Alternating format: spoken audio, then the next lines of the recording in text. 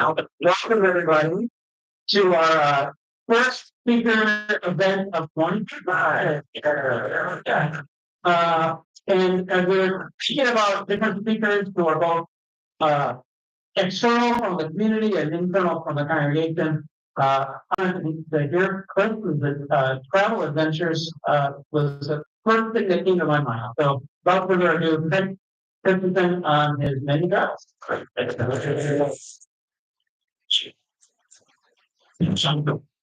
Thank you. I will take a look at the laptop because I have some slides here. This should be interactive. If you see a place and you know what it is, feel free to shout it out. If you've been there, extra credit, it's not a problem. And I'll just do a real quick intro with who I am. Relative to travel, I've been doing a travel show, Amateur Traveler, for it will celebrate 20 years in July. And has over 920 episodes or something like that.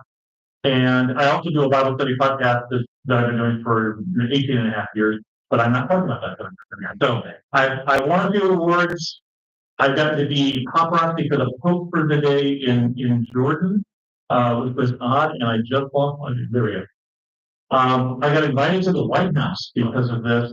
And the strangest thing that has happened because of Amateur Traveler is that at one time at least, if you wanted to get a job with the Thailand Foreign Ministry, you needed to listen to 2 episodes of my podcast and be graded on your English understanding. That's part of the English comprehension thing. It is also now appearing in more and more seatback entertainment systems and airlines. And this is just a 2024 thing. That's good. And it has led me to a variety of places. And so what I'm talking about is just some of the things that I've learned. When I get to the end of the presentation is where all the pretty pictures are. But I'll be talking about some other things that I have picked up along the way. So far, I have been to 73 countries. To me, that's not a lot because I know people who've been to every country. That their map is filled in, and also this map cheats for 2 reasons. One is it's a Mercator projection, which we'll talk about in a second. And also, but if you've been to St. Petersburg, it gives you credit for all version. So that's key. But and Mercator protection also, I can't go. I'm just enough of a nerd, but I have to say that Greenland is not that big, and Africa is a lot bigger than you think. In fact, Africa is 14 and a half times the size of Greenland. Despite what this looks like, despite what this looks like, because we're thinking around global, putting it flat. In fact, just one more piece of Africa trivia. All of these countries fit inside of Africa. It's that big. And I knew this from when I flew from here to here one time from South Africa to Senegal on the way home, and it took 10 hours. And I was still in Africa. So anyway, one of the things I've learned on my travels is we're afraid of the wrong things. I talk to people about why they don't travel, and some people they don't travel for fear. I was just talking to some cousins on a recent cousin reunion, and that's one of the reasons they don't want to go to Paris, or they're not sure whether they want to go to Paris. And I was reminded of that as I'm going through my pictures. This is a picture of a very large crocodile in the Cairns Tropical Zoo in Queensland in Australia. And there was a large man not shown in the photo that was poking this with a stick just prior to the and he told us some stats. So a lot of people have heard that there are things that can kill you in Australia. Anybody know? Can you name one thing that can kill you in Australia? Besides Australia, well, your spider, kangaroo, snake, kangaroo. We all count out. They're not really exactly. Owls, right? What else? Shark. Okay, we're missing one. Jellyfish, good crocodile. So yeah, but there is one animal every year that kills more people than venomous snakes, of which they have 4 of the top 10, funnel-web spiders, jellyfish, crocodiles, and sharks combined. What would that be? That's not human, not counting traffic accidents with kangaroos. Well, it's the bumblebee, it's the bee. It's anaphylactic shock. Well, technically, in a given year in Australia, while they can kill you, one person died from attack, one from a crocodile, one from a funnel-web spider, one from a box jellyfish, and no one had died last I heard from a venomous snake since the invention of antivenom. So 10 people a year died from these things. Also, it turns out what the man who was poking this with a stick was telling us is 10 people die a year in Australia from vending machines falling on them. And so we are always afraid of the wrong things. When you're traveling, your biggest risks are the same as your biggest risks at home. They're traffic and heart attacks and all of those things that they are at home. It's not terrorism, unless you're going to some very, very weird place and things like that. So I do remain fearful of crocodiles, but I'm now much more afraid of vending machines. So the other thing I've learned is people have their own lives. So when we were in the Sahara in southern Morocco at one point, we met this gentleman and his wife. And they did not speak English, but we were speaking to them to our guy who spoke Berber because he was of that tribe. And he was talking to them about this group of, I think we were all Americans on that trip.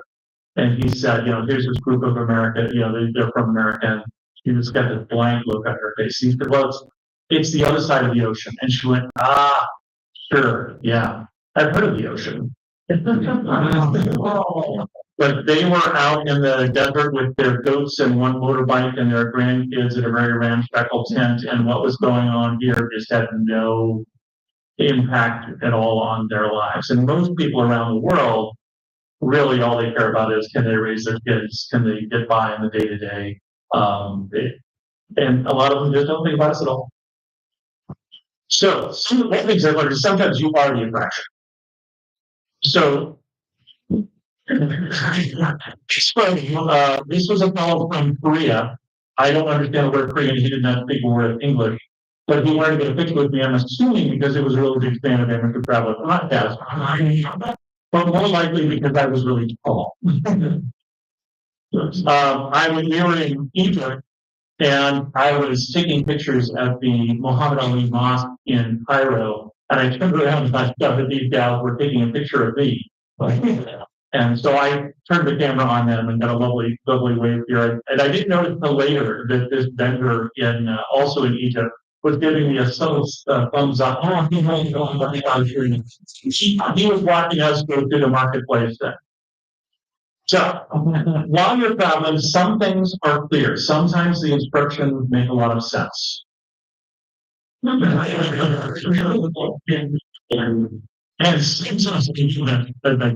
sometimes they do not. These are signs from a menu in Shanghai. And if you can read the English translation is try fermented bean curd with no result. You don't know what that means. Or do the boiler bolt which I believe was a dance in some movie that you could play at midnight. Or Nanjing is enveloped for a short time. That was supposed to, all of those were in English, so that would be helpful for me so I would know whether or not I should order them. I don't know what they are. Oh, the other one I didn't get was, what was it? Not dead beef, but decayed beef. This was their translation of aid. Also from Shanghai, I don't know if you can see these buttons here. One of these is the button for the English help for the phone. It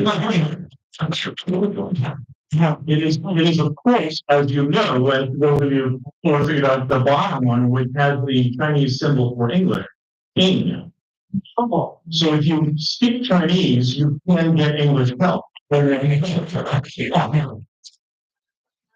Something with a little missing in translation. Some things in your travels are just here.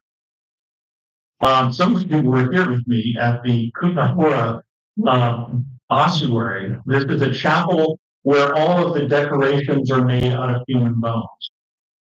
From monks and other people who used to be here. Someone decided And as long as you have all these bones in the collection, maybe we should do some artwork. So yes, that is a chandelier made out of human bones. It is a very weird thing. That is in Kutna Hora in Czechia, or the Czech Republic. I am trying to get used to saying Czechia because that is what they prefer now. Some things are weird and cool. So, some of you are thinking you've seen this photo. So this is me with a wild animal on my hip. Wow. That is in the Kalahari Desert in Botswana, and that, anybody? Animal? Meerkats. Meerkats have, they learned, a natural desire to climb to the highest thing around so they can look for predators. And so the researchers who were researching these meerkats found that if they got near the meerkat would quickly climb up them and look around. You know, I've got video of this, the meerkat just sitting there. And so this is the lookout for the, I don't know what the tribe of meerkats is called. Looking around, and the way you got the meerkat off your head is you got a little lower than somebody else.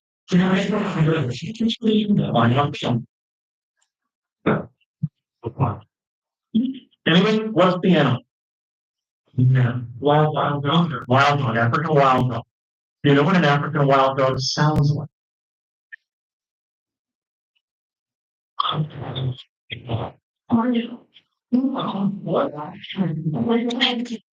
There's nothing wrong with that video. That is not that I sped the video up 100 times. That squeaking sound is the sound of an African wild dog. They look like a dog, but they are something very different. And I had the opportunity when I was in Botswana to go on a hunt with an African wild dog, where suddenly these very, very cute dogs become one of the apex predators in Africa. When an African wild dog pack hunts, the 80% chance something dies. It's the highest percentage of any of the carnivores in Africa. And we watched them chase down some smaller animals, and we tried to get after young wildebeest, but the older wildebeest circled around with their horns facing out and discouraged that behavior, and then they chased down and ripped apart an antelope. But they looked so cute, but just very different. So weird but cool. This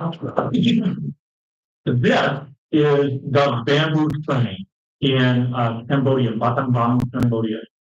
And there was this old train track that was out there that wasn't serving any use anymore. And some enterprising people, remember everybody out there is just looking for a way to feed their family and get by, invented this way of taking tourists out into the bush in Battambang on this train. When I say train, which makes like a train, right? But this is what the car looks like. It's got like a little outboard motor and this bamboo platform.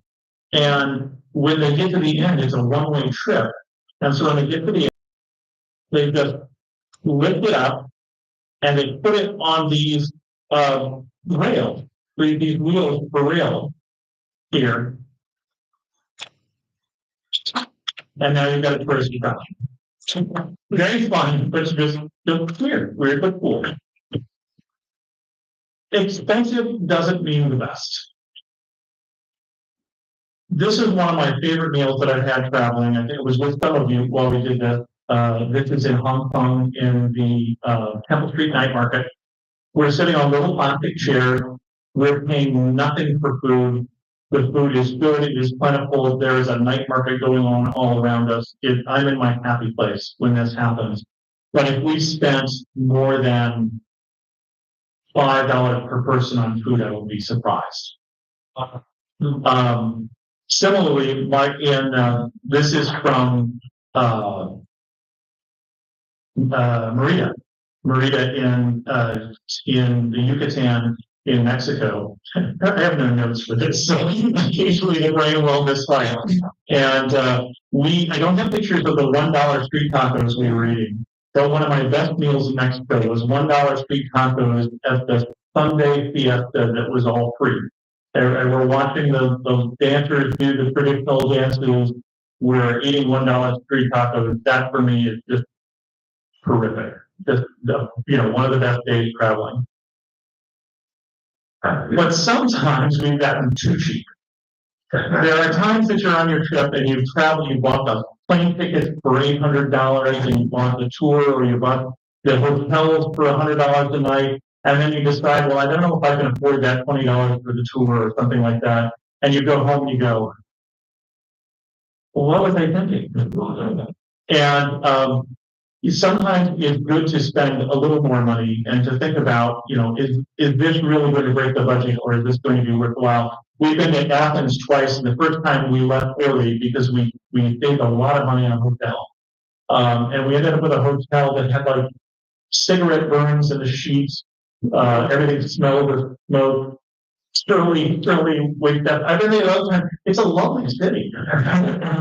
But sometimes it's worth spending just a little more money and getting the pina colada and sitting up on the roof bar and enjoying your trip. So don't always go all the way cheap, but you don't have to go expensive either.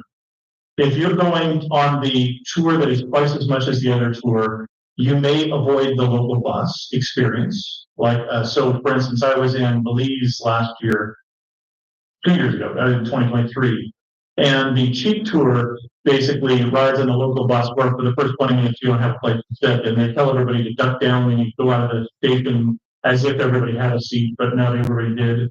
And if you pay twice as much, you can get a National Geographic tour, see all the same places and have a private bus. So you can pay for what level of comfort you want, but you're seeing the same stuff. So just think about that as you're figuring out how much money you're spending. You figure out where your comfort level is. So, but I do believe in saying yes to adventure. There are sometimes you get invited to things or you have opportunity to do something when you're there. And I find that the more I stretch my comfort zone, I don't have a picture here of a zip line, which don't instruct me to zip lines multiple times. And I have a fear of heights, not a beanpole, but of a fear of being up in trees and things like that. But I have done things like blackwater rafting. This is something you can do in Waitomo in New Zealand, where you put on a wetsuit and a helmet with a light, and you're in an inner tube, and you're basically inner tubing an underground river.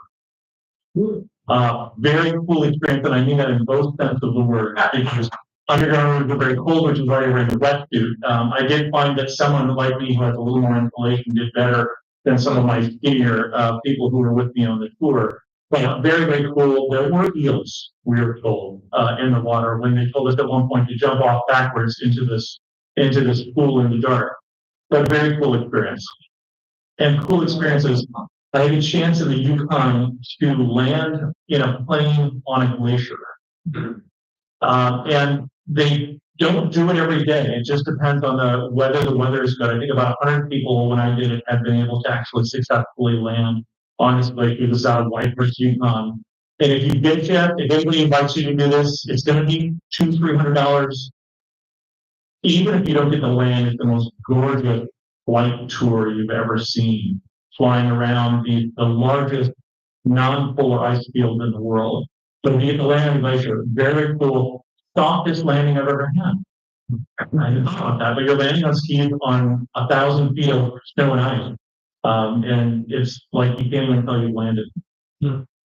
Well, this is a fisherman in Essaouira, Morocco. And I was walking into the port area one morning, and the weather was such that the fishing fleet hadn't gone out. And so he said, do you want a tour? And I said, yes. And I knew that he was going to charge me something. And we didn't negotiate up front what it was. I ended up paying him $10 or something like that, and got a private tour of the very beautiful fishing fleet in Essaouira, showing me the construction. And it's just sometimes you say yes, even though some of your alarms are going off and all those sorts of things. Also an opportunity, if you ever get a chance to stay us in the Galapagos, we went snorkeling with both sea lions and sea turtles.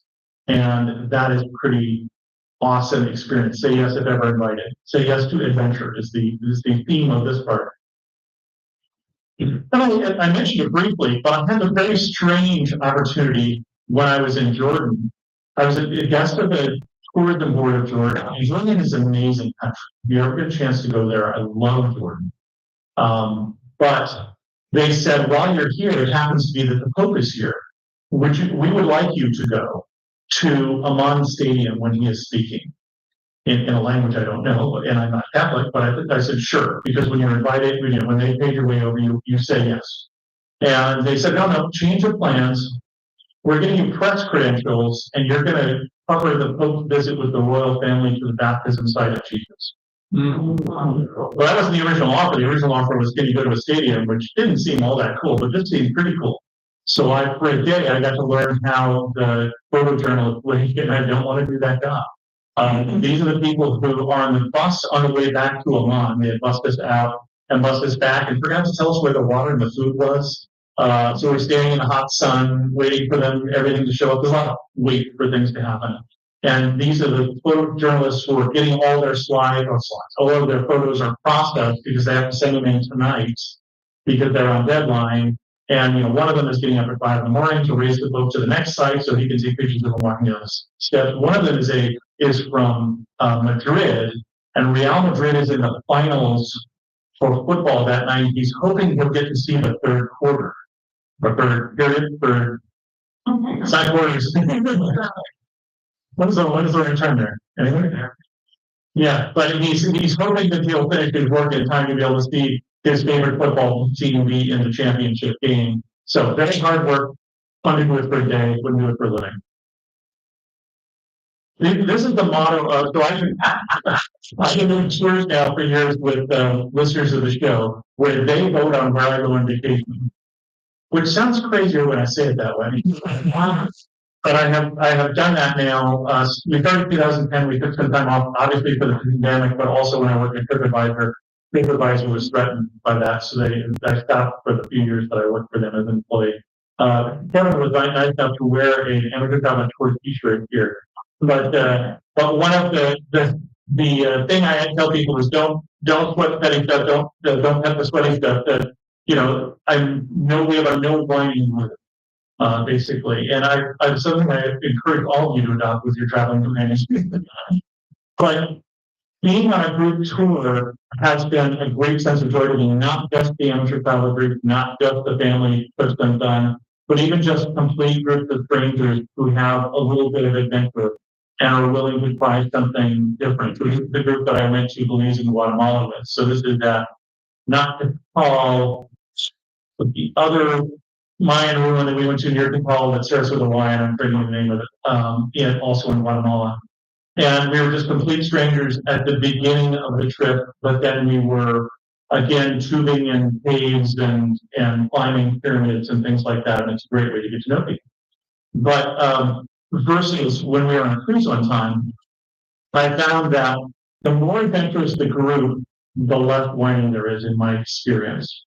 Not 100% guaranteed, but we went to a rainforest with the Buck tour in Costa Rica on a Panama Canal cruise. And someone so very easy to do. Anybody can do a bus tour, right? You get on a bus, they tell you what you're seeing and things like that. Somebody was complaining because it was raining the day we were there. It's a rainforest. It rains 350 days a year. But they thought, maybe not today.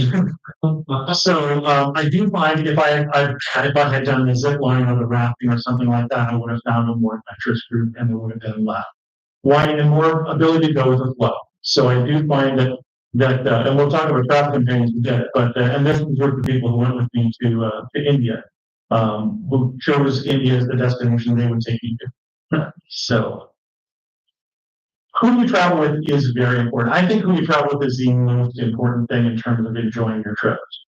I think you can go to, we had friends and we went to the Helderberg Castle.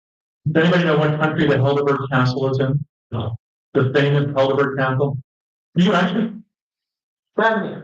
No, it's in the real one. That's the real one. This one's in New York State. The Helderbergs, they built it in the 1950s or something like that. It is the ruins of this, it's nothing. It's nothing, you shouldn't have heard of it. Anybody who really heard of it, when you grew up in Albany, and even then I would be surprised. But we had a great time because who you go with will determine how much fun you have. I have sometimes been known to travel with this ragtag group of people. But one of the reasons I say that is so I wouldn't enjoy camel rides nearly as much if I didn't go on them with Joan. And Joan fell in love with camel rides because of this guy. Yes, I believe he is smiling at you. So this one was Southern Morocco was actually interrupted by a thunderstorm in the Sahara. And this is in southern Egypt, in Upper Egypt. Upper Egypt is south of Lower Egypt because it's up the river. And we were visiting a Nubian village, and we had a very short camel ride. And Joan's camel had the most personality of, I think, any animal that I have seen. And so, you say camel riding, and Joan is in. So I also think of this guy, somebody where they recognize Mike, their son, and he is 10 years old or so in this. And we have the Alhambra in southern Spain, in Granada. And we handed Mike the audio guide. We'd only paid for one audio guide, and we figured one person would listen to it and then recite it. Well, the audio guide of the Alhambra is a bit over the top. It takes itself very seriously. This guy does not.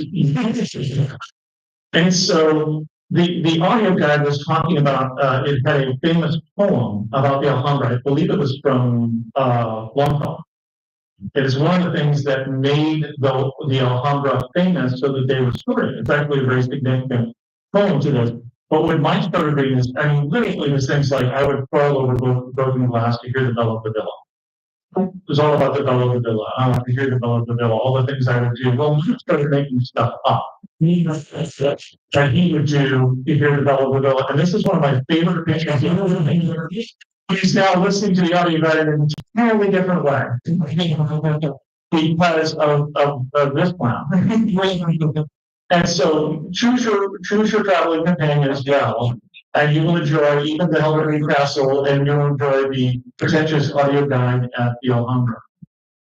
And lastly, we can get into questions and answers here, but we're going to go through just some there's beauty all around us slides. What are we doing that? Okay. If you have been to this place or know what it is, there's going to be multiple places. Shout out. Because some of these some of you have been to, and if not, you'll recognize some of them. Angkor Wat. In what country? Cambodia. In Cambodia. We were in Angkor Wat. I was with Angkor Wat, a group of listeners of the show, and it is very beautiful. It's huge Hindu temple area in Angkor Wat. It is miles in size, with multiple different temples, including like the Tomb Raider temple that we saw in the movie The Tomb Raider, and Angkor Thom, which I got a picture of later on, and such. But it is a very pretty place. As a Christian, I didn't have some other, thoughts running out of my head as I'm staying, but I can enjoy the beauty of the place. But and it will change how you look at all other ruins after that, because we were in Thailand after this. And I was hanging out with Sarah Lofgren from here, and then buddy that she met on our tour, who was from New York, and from Egypt originally, and from New York. And we were trying to decide where to go, and it's like, oh look, that one has this old thing that you can go to. Oh, it looks like it's like Angkor Wat, but smaller. And every other ruin I've been to since then, it's like Angkor Wat, but smaller. This one you won't know. Planes, but then you need the state. That one's going out. The end of calculation will have to miss the glacial ice.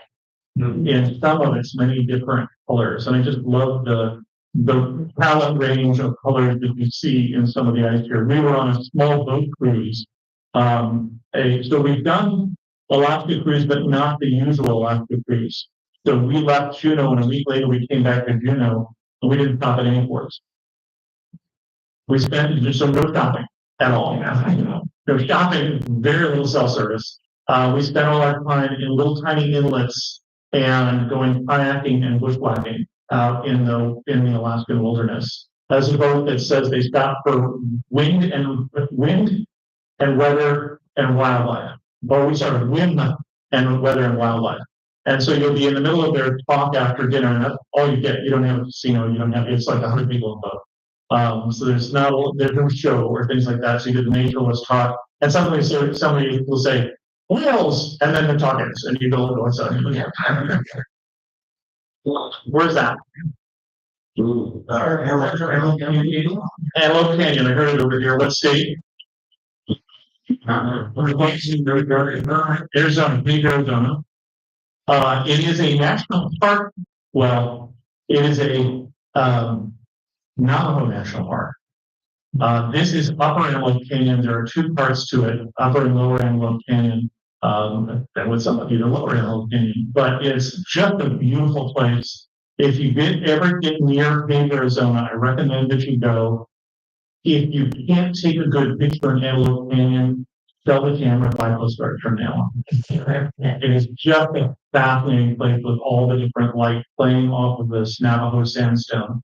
And if you ever see a picture like this, it's probably Antelope Canyon. There are other slot canyons in the world, but when I say slot canyon, when you walk into one of the entrances of Lower Antelope Canyon, for instance, the crack in the ground you walk into is the width of my shoulders.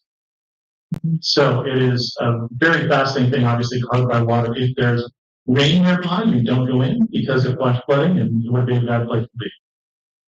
Anybody know what country we're in? The national park, but not in the U.S. Croatia? Croatia, what's the name of the park? Wow. Yes. Pripyat National Park in Croatia, inland. A lot of people go to Croatia now, beautiful country. A lot of people visit the Dalmatian coast and will cruise. This is a little more inland on the way to Zagreb. And it is one of the most beautiful national parks, I think, with just water everywhere and these green waterfalls and layers of them. It's hard to capture on film or film. I don't know why I say film. I haven't shot film in years, but it is a very pretty place. Country? It's confusing. You may guess the wrong one. Vietnam. Vietnam is a good guess. There are rice terraces in Vietnam. This is not that. China. Also another good guess. No. What? Laos. No. No. This is the Philippines. This is the Bataan rice terraces of the Philippines. And it is just this gorgeous spot where they have been growing rice for more than 1,000 years. And you can hike down to that little village there if your knees are up to it. I don't know if I could do it now, but I definitely did it then. But it's just a beautiful place. The only trouble is your best views are at the top, and all the hiking happens after that. So I will warn you of that. But it's a beautiful area up in the middle of Luzon, the biggest main island in the Philippines, and a World Heritage Site. Do people know what I mean when I say World Heritage Site? How many people know the term? So I select UNESCO, UNESCO, UN, I can't even think what it stands for anymore, but it's basically the UN has designated this site as something worth preserving for all of humanity. And this is a UNESCO site, and some of the other things that I've talked about have done as well. Jerusalem. So this, and specifically here, we're seeing the Dome of the Rock, and we're seeing the Western Wall, not the Weeping Wall. Don't call it that. And to our right is the Dung Gate. I don't know why it's the Dung Gate, but I suspect there's something there. And we're in I think we're in the Armenian corner, if I remember correctly. I'm trying to remember my map of Jerusalem in my head, but in the background.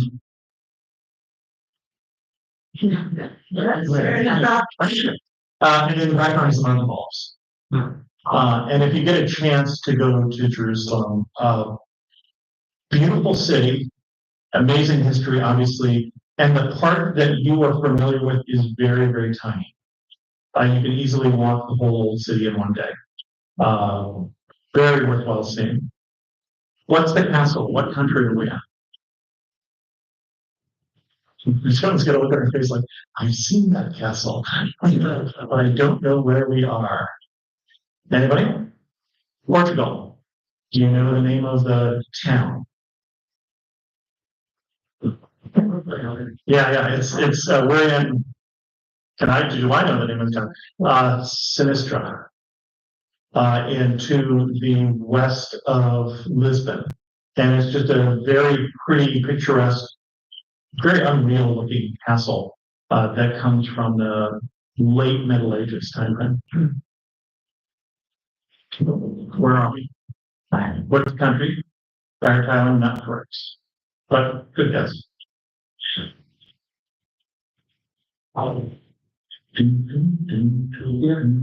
No, but it is Hindu.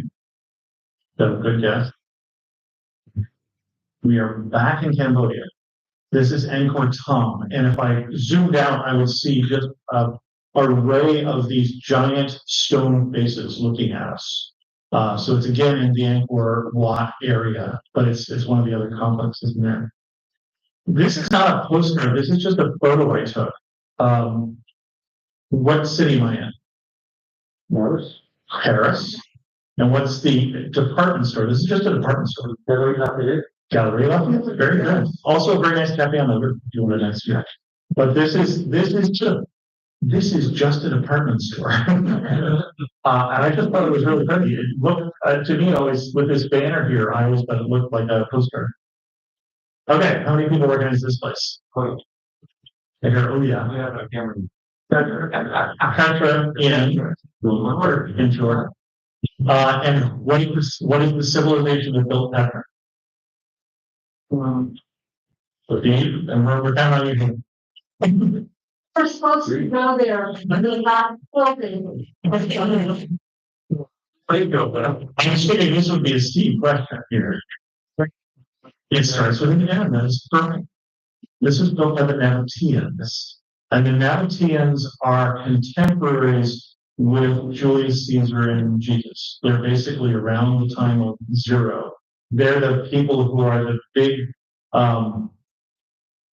conglomerate that is making their money moving goods across the deserts of Jordan, especially your frankincense and your myrrh, particularly. Myrrh would come from some of the islands in what is now Yemen, and frankincense. I think frankincense actually. I think I got that backwards. But so those are moving across the deserts, and the Nabateans built this city because they mastered how to build a city with water in the desert, and it's a fascinating place. But one of the reasons I included a picture is, so when I visited Petra, it was part of a 10-day trip hosted by the Jordan Tourism Board, where they gave me a guide and a driver and said, discover Jordan and a place to go. And my guide, we got to know each other pretty well. And he was a guide and his father was a guide. And so he had guided lots of different nationalities through Jordan. And he said it was fascinating to him the different personalities that people had based on where they were from. He said the Chinese group, so to get here, how many people remember Raiders of the Lost Ark 3, where you walk through the tunnel, there's Slot Canyon, and then you end up at this building. This is the treasury. It's not really a treasury, it's really a tomb. But you walk through this, so you're about a kilometer in, or less than a mile in, but you have walked through some old city, then you walk through this fascinating Slot Canyon, and you go here. He said with the Chinese group, you can get about half of them here, and the other half give up. It's too far to go. And the other group that he gets there, take their picture and they go. This is just the entrance to Jordan. Jordan goes on for miles. Denver goes on for miles. Yeah, Jordan also has a church that goes on for miles. Not in average, just the wrong thing to say. And so he said he can get the Malaysian groups around the corner to see some of the Roman version of Jordan. You can get the Americans all the way into some of the old city there, where there's a theater and things like that. He said the Indians were, yeah, we've got old stuff. Where's the nightlife? Wow, you came to Jordan. Not really the nightlife kind of place, but fascinating city if you get a chance. What's the country? And for bonus points, what's the city? So is it Moscow? Mostar in Former Yugoslavia.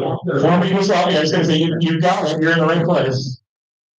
Former Yugoslavia. You know the country? Macedonia? Not in North Macedonia. No. Some very pretty things in North Macedonia. This is in Bosnia and Herzegovina. And how many of you have heard of Dubrovnik? Beautiful city. How many of you have been there? Want to go there?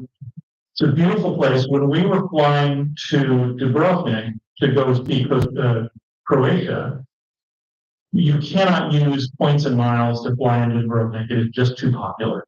Very popular destination. So we ended up looking around it for where can we fly into, and we flew into Sarajevo in Bosnia and Herzegovina. And that was the highlight of the trip for us. Was a city that people don't go to. People still remember the war that happened there, the Balkans War, etc. And there is some of that history there. There's also World War I history. That's where World War I started also. But it is a beautiful city. It is an interesting city. It is very inexpensive, much cheaper than Dubrovnik. And the highlight of our trip, and we saw Mostar on our way from Sarajevo down to Dubrovnik. But sometimes the highlight isn't what you think it's going to be. It isn't necessarily what everybody has told you it's going to be. What's the city? Bangkok? Bangkok. That's the along the Bangkok River. One of the fun days that I had. Okay, after our Cambodia trip, we ended up in Bangkok, and I spent a day with a couple of people I was on the tour with, just taking the ferry up and down the Bangkok River there and seeing different sites. Like this is one of the temples. It was under reconstruction when we were there, but just a fascinating place. Very hot and humid. When I was going to Thailand the first time, I said to Joan, "You know," and she was like, "No." I said, I feel like you're picturing the wrong thing. What are you picturing? So the picture is going to be hot, humid, and chaotic. So, yeah, okay, yeah, okay. It was that. I once waited I was at a conference and I was a speaker, and they gave us a police escort, and we waited in stop traffic for an hour in the same block. So if you're in Bangkok, take the train and take the public transport. Don't get in cars if you can avoid it. But beautiful city, wonderful food, very cheap. But hot, humid, and chaotic. What's the country? Ireland. Yeah, Ireland. What's the region? The Burn. Someone from Ireland. And you know the quote that Cromwell's man had about the Burn? No. You're a little further than that. When they were looking at this very rocky, almost desolate part of Ireland, the person who was working for the Protectorate back in England reported that there wasn't a tree to hang a man, water to drown in, or land enough to bury him. And people have interesting perspectives for what they're looking for in a destination. But I think it's just this stunning landscape. One of the highlights for me pictorially of our trip to Ireland, and not the green lush hills and things like that I heard about. And right, like to my left here, if I turned around, would be an old dolmen, an old grave from prehistoric times. So fascinating place. What's the scale of the Olympic church one? Those rocks are probably about this big. Yeah. Shadow. Oh yeah, you can see the shadow. Yeah, so maybe 6 feet from there to there, something like that. But then off into the bottom of the line. Okay, we're in a cathedral. What's the country or the town? Some of you have been there. The stained glass window that was done in modern times. Now, what? You said Central Europe? That is correct. Yeah, it was one of the cities. It is one of the cities that are in Central Europe. It is not Budapest. It's gonna be in. We went to 3 cities, so this is across the world. Anything else? Nope. This is the main cathedral on Prague Hill, and it has this modern stained glass by the artist Mucha. And I just love it. This used to be my backdrop of my laptop because it looks like an illustrated what do they call the comic books that are formed in book form? Say graphic novel. Looks like a graphic novel to me. It is Art Nouveau in stained glass form. And in Kutna Hora, which had that weird bone church, that was not the part I would tell you to see, but I would tell you to go see the main church in Kutna Hora, which has stained glass windows like this from other artists who were disciples of Mucha. And so they again have this very vivid, real thing, and they're much more modern. What's the country? Cambodia? No, but you're close. It's just over the Thai border. It's in Thailand, in eastern Thailand. I didn't even remember the name of the place, but just beautiful. What's the country? Monterey. Not Monterey. You're close. That is actually Monterey. Obviously, sea otters. A what of sea otters? Correct. Thank you. Smart bird. What's the animal? Leopard. You usually won't get this close to a leopard, but you have to follow one around when I was in Botswana. And the leopard was trying to leave her daughter. It was time for the daughter to grow up and be on her own so that the leopard, this is the mother, could have another cub. It's a leopard cub. And so we followed, the mother would wander off and the daughter would go out. The mother would wander off and the daughter would go out. But the fascinating thing to me about this, getting back to being afraid of the wrong things, it is amazing to me. How many of you have been on safari? Some places where you're in a vehicle and usually there's like nothing between you and wild animals. And as long as you stay in the vehicle, you're considered, as far as you can tell by the lion or whatever, as part of the vehicle and therefore not prey. And so it's fascinating that, I've been closer to lions as half the distance between me and Rob. And, you're okay. But the other thing I think is fascinating is when we were in Tanzania in Ngorongoro Crater, and there's a female lioness just outside the window, so 3 feet away or something like that, and she roared.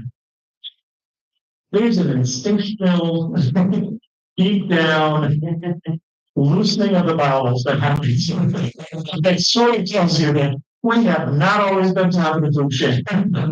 But fascinating, spending some time with wild animals like that. What's the animal? First of all, fox, second fox. More specifically, Arctic fox. What Canadian province? I'll give you a hint here. MIN. No, I am the Yukon.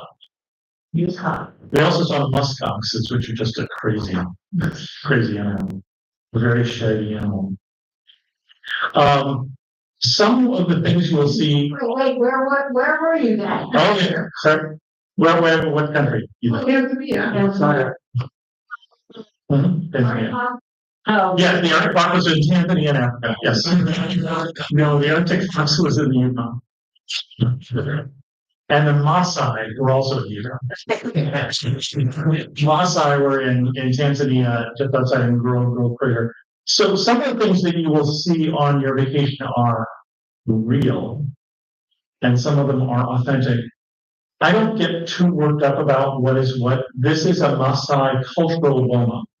And basically, the Maasai people, who are a pastoral people in Tanzania, have this place to explain what their culture is typically like. This is traditionally the way we live. But they still live somewhat similar to them today, depending on where you go, but there's no, satellite TV in this one, and there's no other things like that. But it's a chance to look and see the way someone's life was. And some people would say, well, this isn't authentic. And it's true, sort of. It's a term that travel journalists throw out a lot, and we don't know what we mean by it either, but did you learn something, and is it enjoyable, and are you helping the local economy? I think are better questions to ask. With that, let's talk about questions to ask. What questions you got? Ready. Yes. So the men, traditionally, by the way, wear the traditionally the men wear the red and the women wear the blue. You can see some that have the red over the blue, but traditionally this would be more of a man's questions. What kind of camera do you carry? These days? Yeah. Most of my photos these days are shot on my iPhone. I have a lot of these were shot on a digital SLR, so they were shot on various things. Canon was what I used for a long time. I've actually stopped carrying that most of the time. If I went to Africa, I would get it fixed because if I was on safari, you want something with a really good zoom lens. So I will, if I think I need a zoom lens, I will bring something that has a good zoom. Because you just can't get those with the iPhone. You can't get low light as much, and you can't get zoom, but everything else I shoot on the iPhone. I also carry with me Ray-Ban Meta glasses, which are, they basically look like regular glasses, but they have a camera. And I can take pictures by just clicking this way, or I can hold down that to take video. And so when I was in Morocco, for instance, earlier in the year, and we were in like the Marrakesh in the Medina, it was useful to be able to sort of more discreetly take pictures and things like that. I also have an Insta360 camera. An Insta360 is a fascinating, cool toy. You put it up on a cable, and so it's sitting up there at the top, and it has lenses on the front and the back, and it is shooting all around you. And then you decide when you get home, or on your iPhone, you decide what of that I just shot do I want to use, and you decide the angle that you're shooting. And so you may decide I'm walking through the Medina, and I'm going to use this photo here, and then I'm going to pan over to do it here, and then I'm going to pan to me walking. It actually takes the stick out. It's a fascinating thing that's more used by Instagram influencers, which I'm not, but I know. And then I also have an underwater camera. I have a GoPro that I use if I think I'm going to be underwater. So I will sometimes carry up to 5 cameras depending on the trip, and sometimes just the iPhone. So, and when I see real photographers, I have multiple friends who win photography awards, and it's not the camera. I mean, you've been at the same places down with the same equipment. It's really developing the eye and shooting a lot of pictures. And with the great thing about digital is you can throw stuff away. You know how you become twice as good a photographer? Overnight. I can make any one of you twice as good a photographer. What was that? Yeah, and then throw half away before you show them to anybody. It's just, shoot more pictures, and then don't show people all the ones that you shot of the foot. And that's how you become a better photographer. So you take a lot of pictures, and then you also do that. And then you also do some at least basic editing where you adjust the levels and things like that, because you can make colors on this picture may not have popped in the original picture. Even just like in photos on the Mac or whatever the default things on Windows now, just saying auto level it or something like that can make your colors pop. Just a little bit of editing can really help a lot. Questions? Have you been in a situation where you felt you were in potential real danger? I keep, people always ask me that, and I keep trying to figure out if I have. And I haven't come up with an example of when I was in real danger. And if you listen to one of the episodes of the Amateur Traveler podcast that was recorded live in Botswana, the only episode that was ever interrupted by a lion. And the lion gets closer every time I tell the story, but it was probably 75 feet away from us, no fence.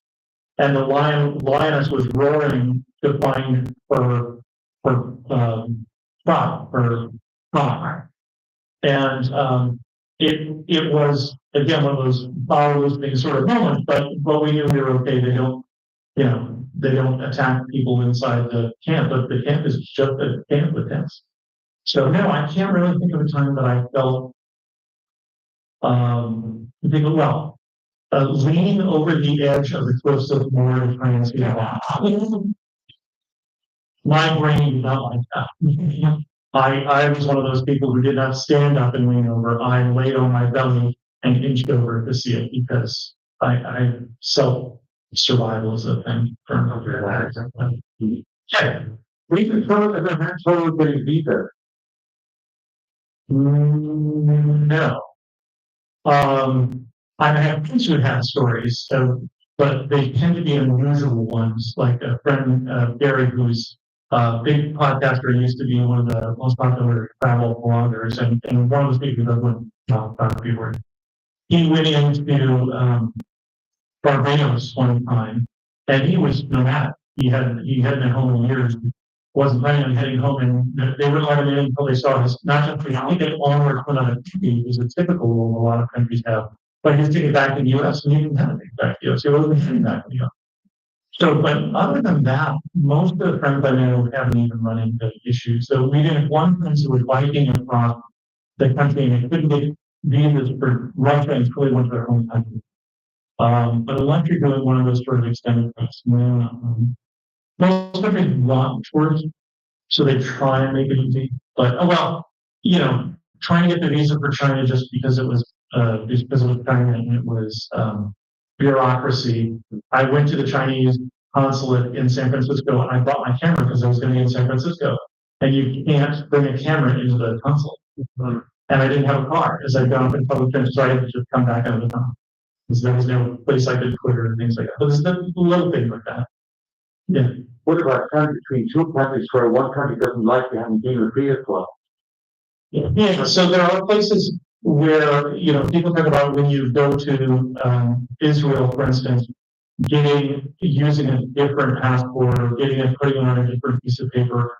I have never done that. I've never had problems with that. But there are people who suggest that you don't put that on your regular passport.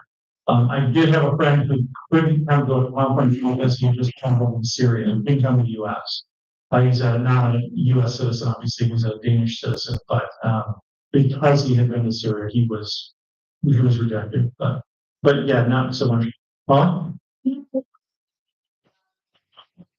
Solo travel and how is that doing?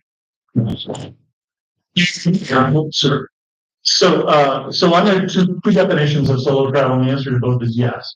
One is travel with people I don't know, but in a group, and then the other is just traveling on my own. And I've done both within the last year. Because of what I do, it feels like I need to do that from time to time. And so, for instance, when I was down in Colombia recently in Cartagena, I was by myself. I still, arranged for some day tours, for instance, so that I could find out what the sites were and things like that. But I was totally solo at that point. And then when I just did a 4-day, 4-country trip through the Balkans because I had some time before an Istanbul conference. And so I went to, so we mentioned Macedonia. I went to North Macedonia, to Kosovo, to Albania, and to Montenegro in 4 days. They're very tiny countries and they're right near each other and very pretty. But I did that with a tour guide. So sometimes if I'm someplace, I will do it by myself. Sometimes I'll do it with a tour guide. Sometimes I'll do it with a group trip. For instance, like Belize and Guatemala, I thought it was just easy logistically, easier to do it with a small group tour. So all of those are good options depending on where you're going, what you want to see, what your comfort level is. And you traveling solo is a little different than me traveling solo. There are some advantages of being a 6'3" baby white guy. You brought up tours a few times, and every time you get, private tours on your own, whatever, because of you on, but for the average person, what's your experience in finding tours? If like you're going to a place they don't speak English, when you do that ahead of time, local groups, I mean, We've done both. So if you're in Europe, for instance, almost everybody now has like a free walking tour, roughly 3-hour free walking tour. I would, say you should give like, tip 10 to 20 euros for the trip, but they're really like Sandokan is one that I've done, and I did the tour in Jerusalem, but they're everywhere.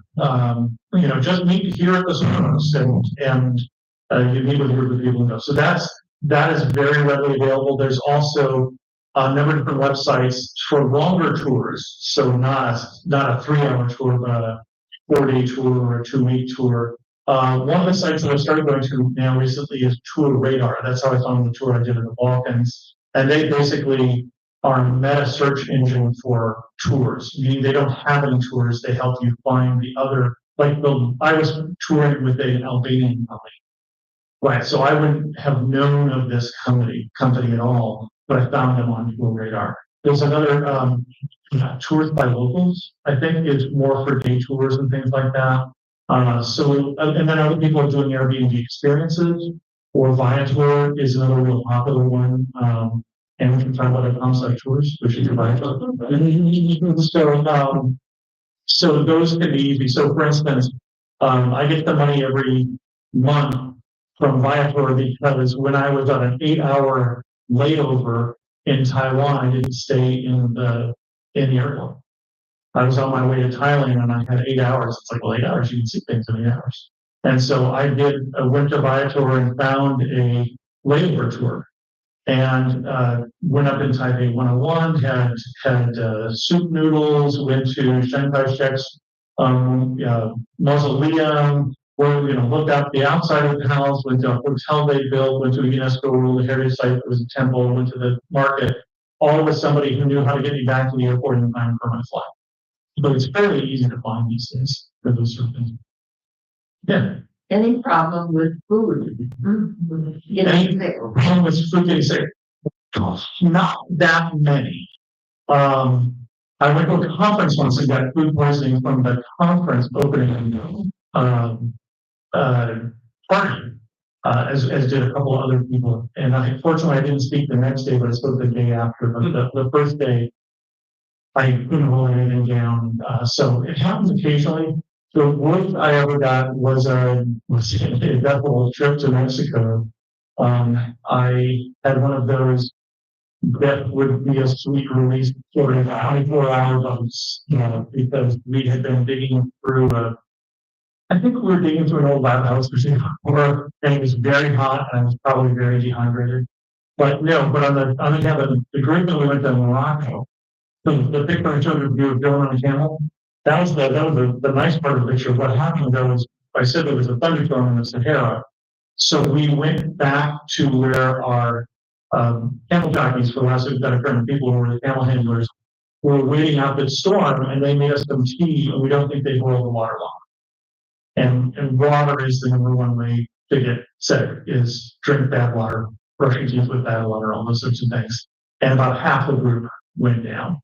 And Joan was sick very sick for a day. Woke me up at 2 o'clock in the morning so I could, she'll hold the flashlight while she lost what dinner she had.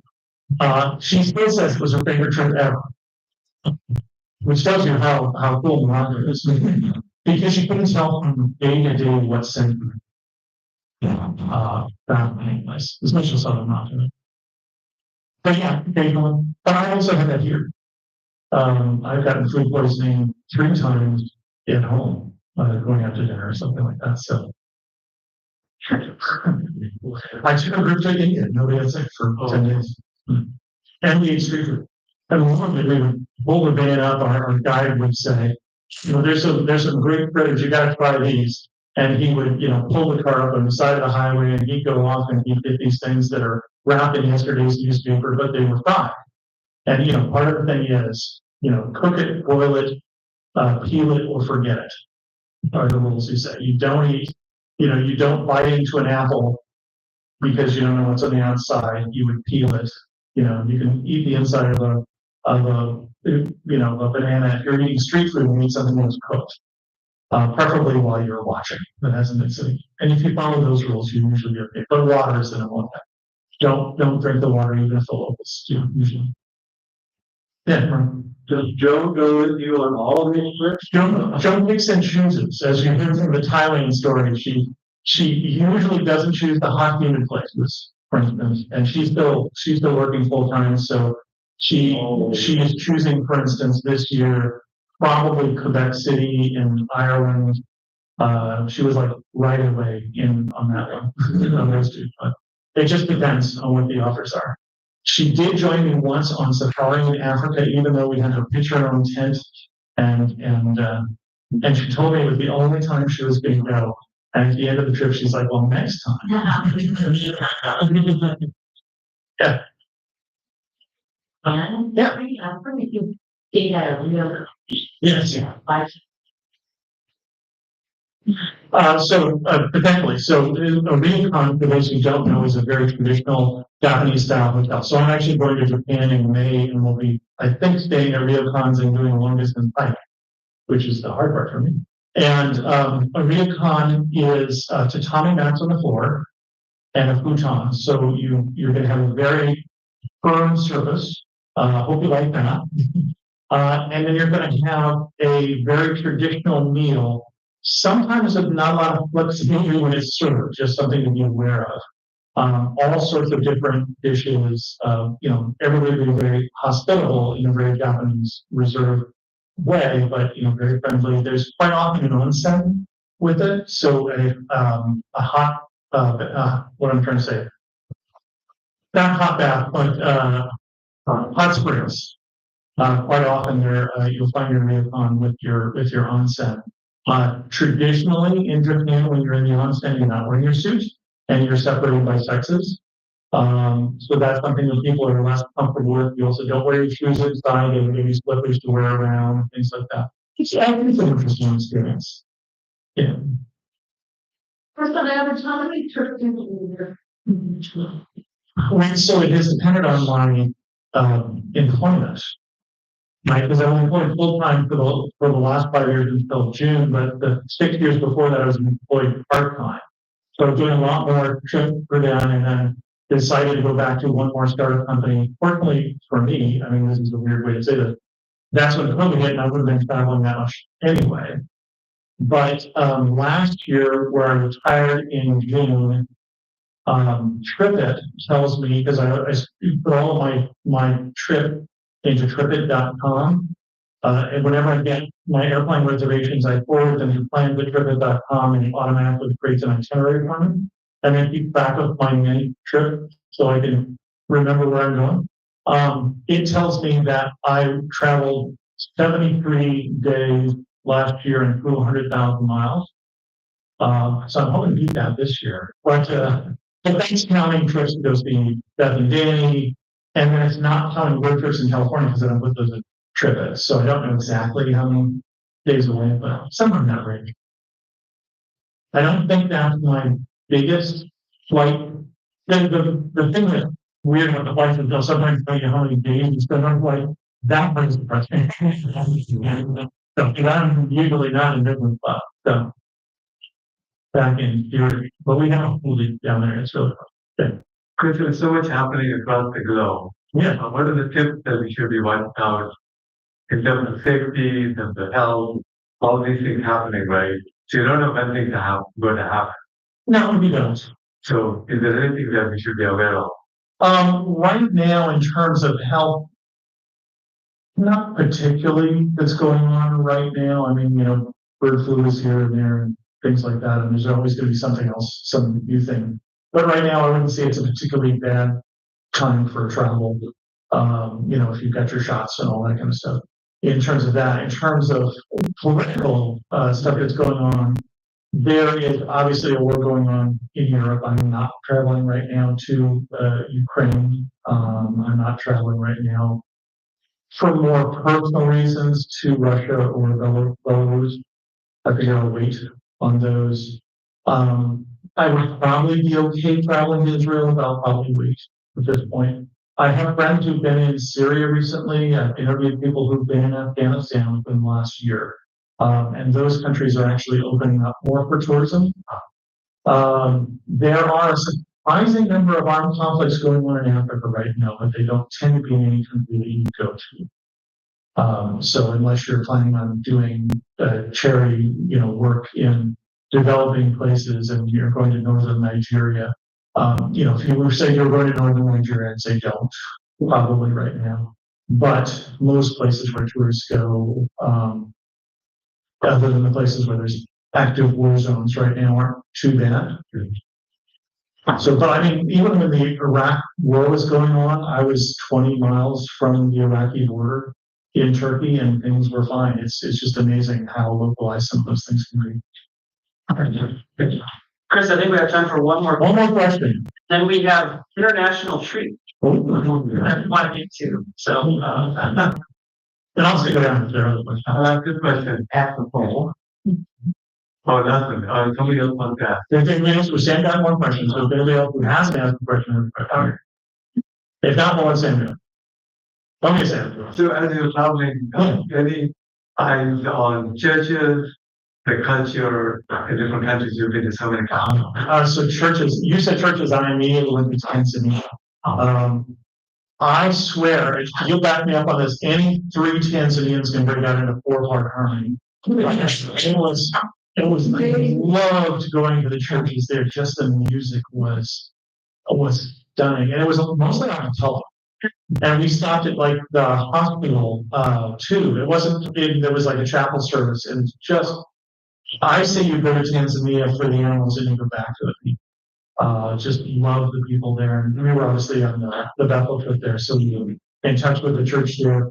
I haven't connected with churches that many places that I have traveled. And I've certainly traveled places where Christianity is not the dominant religion, obviously, as well. I've been in mosques and Hindu temples and Sikh temples and those things as well. I think it's a very interesting experience. It doesn't change my faith at all. But, I think being exposed to that is not something that I would be afraid of by any means. Okay, excellent. If you have other questions for me, catch me. let's thank Chris for